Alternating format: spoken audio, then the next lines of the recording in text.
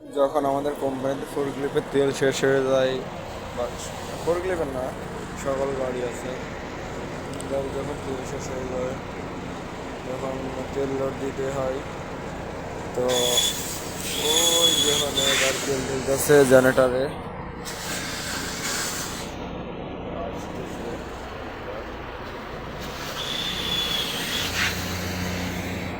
সবাই তেল দিবে বলে আসছে, হ্যাঁ গাড়ি আসতেছে, তেল দিবে আমার।